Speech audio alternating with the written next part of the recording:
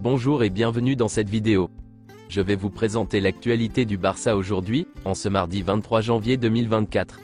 Si vous êtes nouveau sur la chaîne, ici je parle généralement de l'actualité du Barça. Donc n'hésite pas à t'abonner, et appuyer sur le bouton j'aime et un commentaire pour le référencement, et ainsi me soutenir. Voici mon compte TikTok, pour les intéressés. Merci, et commençons.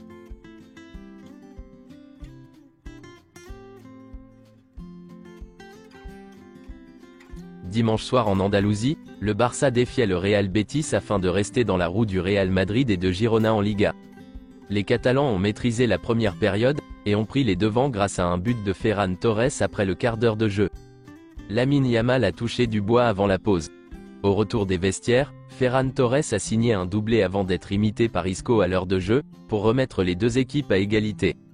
En fin de match, Joao Félix à peine entré en jeu a redonné l'avantage aux Catalans à la 90e minute, et Ferran Torres a signé le but du Bréac dans la foulée à la 92e minute. Voici quelques déclarations de Xavi après le match. Je pense que les supporters ont apprécié le match, nous aussi. Nous étions très bien, nous contrôlions bien le match avec le 2-0. Après cela, nous avons souffert d'un jeu aléatoire que nous n'avons pas compris. Nous avons eu l'impression qu'il y avait une faute possible sur Pedri. Araujo et Iñaki se sont mal compris, et ils ont marqué. L'équipe a été très bonne, nous avons fait un pas en avant. Nous n'avons pas joué un match parfait, mais c'était un bon match en général. Ferran Torres est un joueur très fort mentalement. Cet été, il m'a dit que sa mission était de réussir au Barça. À force de travail, il a gagné sa place. Lamine Yamal et Pau Cubarsí marqueront une époque.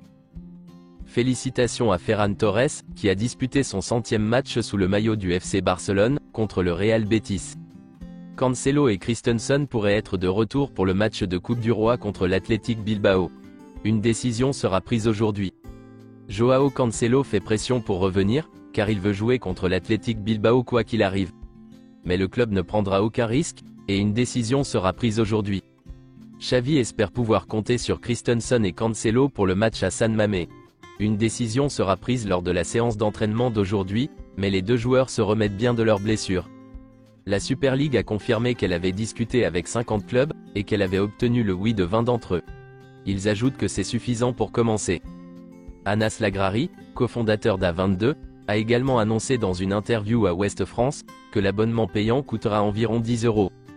José Mourinho est arrivé à Barcelone dimanche. Interrogé sur son rôle d'entraîneur du Barça, il a souri. Selon Sport, le nom de Thiago Motta comme possible successeur de Xavi a même été évoqué ces derniers jours. L'entourage de Xavi qualifie cette rumeur d'irrespectueuse. Selon Sport, Clément Lenglet est la cible prioritaire de l'AC Milan pour ce mercato. Cependant, il s'est imposé comme un titulaire indiscutable à Aston Villa après un début de saison difficile. Selon Mundo Deportivo, si le Real Betis signe définitivement Chadi Riad cette saison, le FC Barcelone ne pourra pas immédiatement activer la clause de rachat. Elle n'est valable qu'à partir de 2025. Si le Barça veut le recruter cet été, il devra négocier avec le Betis.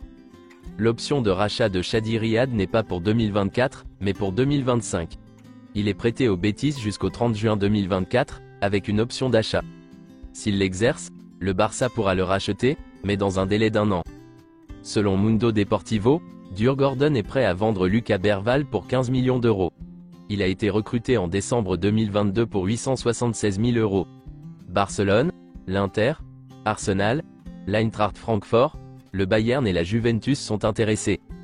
Selon Matteo Moretto, la négociation Bergvall-Barça évolue positivement. Elle est entrée dans la phase la plus chaude. Et selon Fabrizio Romano, le FC Barcelone a l'intention de continuer à avancer sur le dossier Lucas Bergvall. Un nouveau round de négociation a été programmé. La proposition du Barça est valable pour l'été, pas pour le mois de janvier.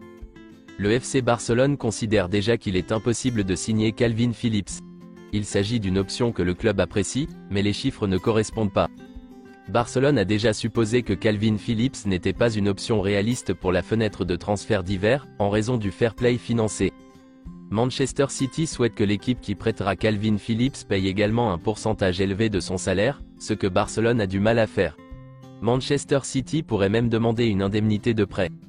Selon Matteo Moretto, à ce jour, il n'y a aucun contact entre le Barça et Manchester City pour Calvin Phillips. Il est vrai que Deco l'aime bien et qu'il a de très bonnes relations avec Rafinha, mais pour l'instant, ce n'est pas viable en raison du fair play financier. Et selon Fabrizio Romano, le FC Barcelone n'a pas encore approché Manchester City pour Calvin Phillips, contrairement à ce qui a été rapporté. L'accord de prêt est considéré comme trop cher dans les conditions actuelles. West Ham continue de travailler et de faire pression pour un prêt, en attendant que Calvin prenne sa décision. C'est tout pour aujourd'hui, et merci d'avoir suivi la vidéo. Mettez un j'aime si la vidéo vous a plu, et aussi un commentaire en donnant vos avis, et abonnez-vous pour ne pas manquer les prochaines vidéos. Merci, et à bientôt.